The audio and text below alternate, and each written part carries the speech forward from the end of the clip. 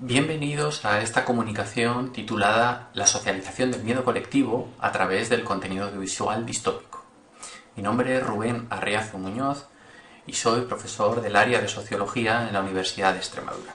Bien, partimos de la idea de que el consumo audiovisual que realizamos hoy en día tiene un carácter socializador, es decir, en algún punto, cuando presenciamos, cuando vemos determinados contenidos audiovisuales, también estamos aprendiendo implícitamente determinadas pautas de comportamiento que podemos experimentar en situaciones extremas o catastróficas como las que pueden ser las características del género distópico, de suspense o de terror.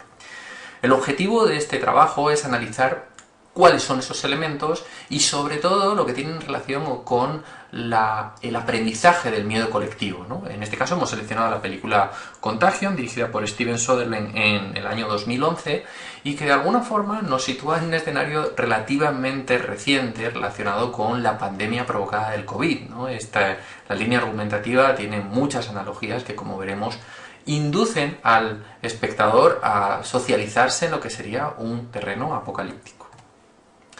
Bien, en el caso de este análisis hemos utilizado 5 grandes elementos para conformar lo que sería el marco teórico. Partimos de la base de que la socialización, entendida como ese aprendizaje e interiorización de normas culturales, ha ido evolucionando desde lo que serían los primeros referentes, como pueden ser Durkheim, Simmel, hasta lo que las últimas tendencias que concretan el punto álgido en lo que serían los agentes de socialización de Berger y Luhmann, donde se sitúan concretamente la línea mediática, los medios de comunicación, como uno de los principales canalizadores de todo esto, ¿verdad?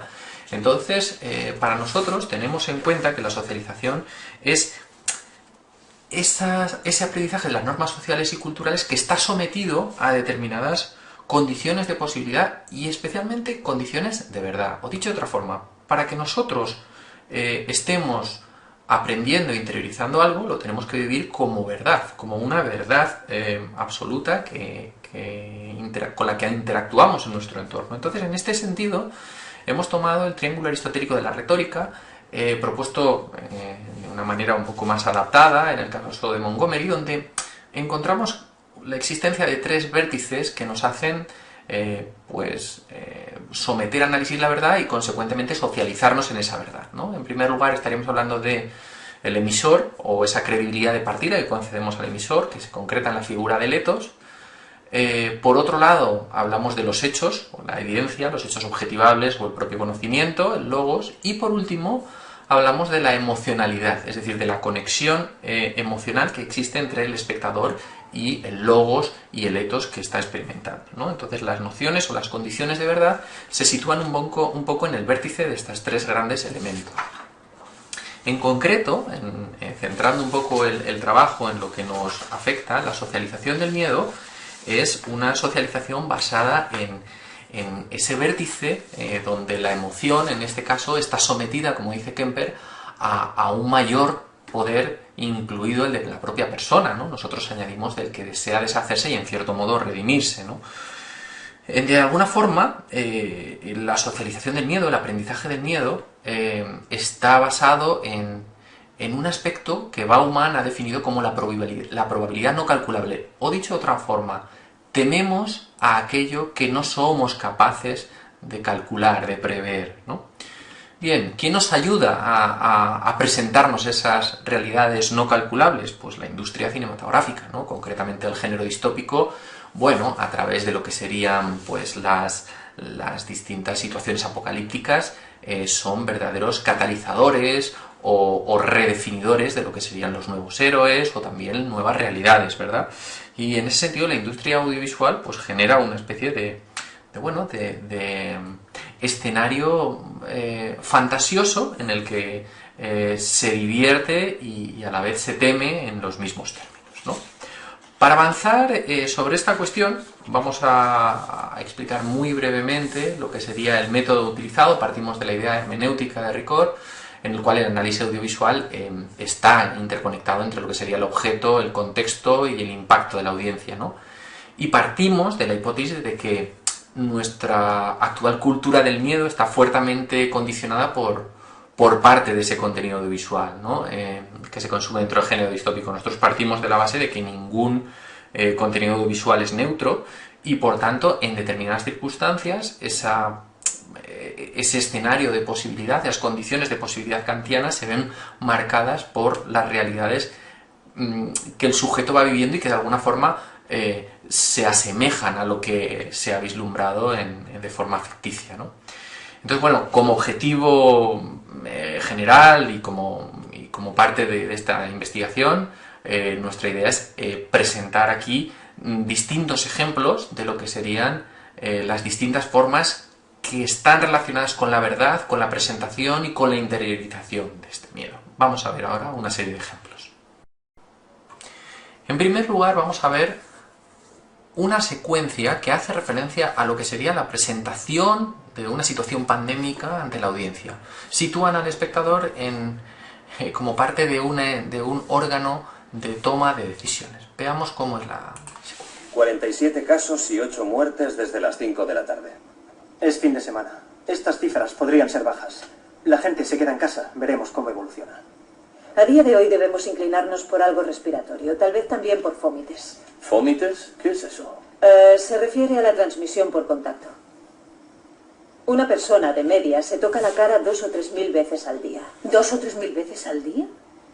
De 3 a 5 veces cada minuto.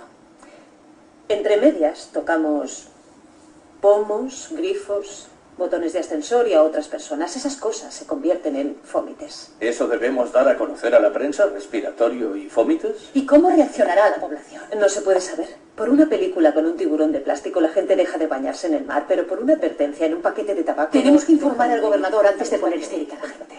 En este primer caso, observamos cómo una cosa es lo que recomiendan, en este caso, los expertos científicos, y en otra cosa sería cómo eso se debe comunicar ante la audiencia, esa idea de tenemos que hablar con el gobernador. Vayamos ahora a otra cosa que está relacionada con esta condición de verdad y que hace referencia a la presentación del caos ante la audiencia. Veamos la segunda secuencia. ¿Qué es lo que pasa, Laird? Hay un congresista enfermo en Washington que es de Illinois. Estaba pasando el puente en Chicago. Van a usar la cápsula para que vuele a casa. Luego van a cerrar Midway y O'Hare. El gobernador ha enviado a la Guardia Nacional a controlar las carreteras. Ya no funciona la bolsa de comercio ni el transporte público y el sindicato está retirando a los transportistas. Habrá gente que se nos escape y lo sabes. Claro. El servicio secreto va a llevar al presidente al refugio. El Congreso está viendo cómo trabajar online. Cuando la noticia salga a la luz, la gente irá corriendo a los bancos, a las gasolineras, a los supermercados, a todas partes. Cundirá el pánico. El virus será la menor de nuestras preocupaciones. Será el caos. Tenemos que asegurarnos de que nadie se entere. Hasta que todos se enteren. Esta segunda secuencia nos hace, de alguna forma, desconfiar de los discursos ante lo que serían situaciones caóticas. Por lo tanto, es normal que surja, y es algo que también hemos experimentado, ¿verdad?, en esta época de pandemia, lo que serían las verdades alternativas. Vamos a ver una secuencia en la que se lucha desde lo que sería el órgano hegemónico o mediático convencional frente a lo que serían las luchas por la verdad alternativa, o dicho de otra forma, por fenómenos orientados a la posverdad. Nuestro mejor aliado ha sido el distanciamiento social, no darse la mano, quedarse en casa si uno está enfermo, lavarse las manos a menudo. ¿Puede decirnos hasta la fecha cuánta gente ha muerto por el virus? Es muy complicado, seguimos trabajando para confirmar esa cifra. Hay 50 estados en este país, lo que supone 50 departamentos de salud diferentes y 50 protocolos diferentes. Hacemos lo imposible para averiguar el origen del virus, para tratarlo y conseguir una vacuna, si es posible. Aún no sabemos todo lo que hay que saber, aún no. Lo que sí sabemos es que para enfermar hay que entrar en contacto con un enfermo o con algo que éste haya tocado.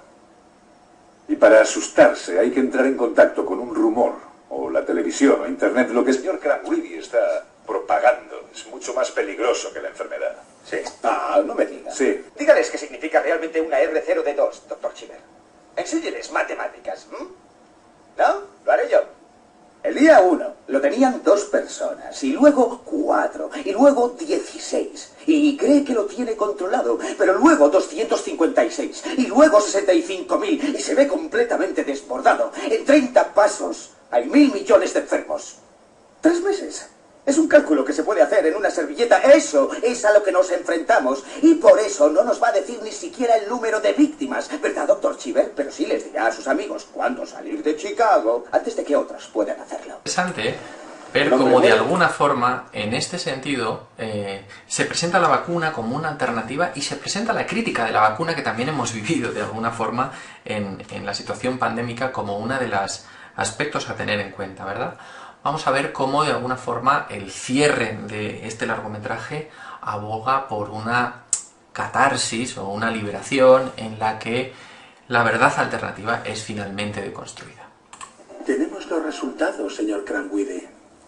Nunca ha tenido el virus, no tiene anticuerpos, ha mentido. Eso es lo que dice su laboratorio. La Forsythia es una mentira. Una mentira con la que ha ganado $4,5 millones de dólares. ¿Va a escribir eso en su blog? Va a desaparecer del panorama, señor Cranwide, y todo su dinero. No puedo imaginarme la cantidad de demandas civiles que le van a interponer, y eso que imaginación no me falta. Y ahora quiere decirle a la gente que no se vacune cuando es lo mejor que puede hacer. Si pudiera encarcelar a su ordenador, lo haría.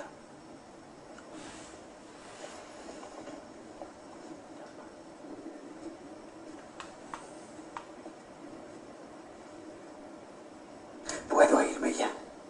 Veo que hay 12 millones de personas tan locas como usted.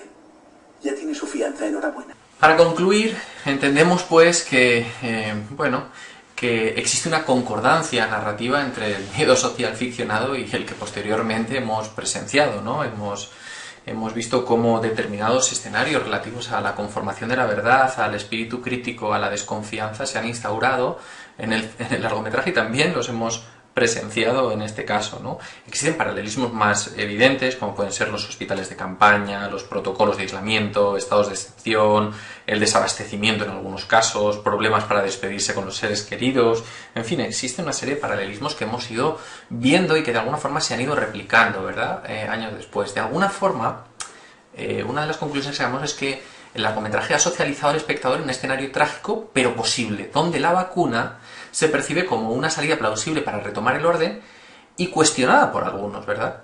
Por decirlo de alguna forma, Contagion fija las condiciones de posibilidad de una situación pandémica, incluido, en este caso, la del propio negacionismo que hemos presenciado durante la pandemia por COVID-19.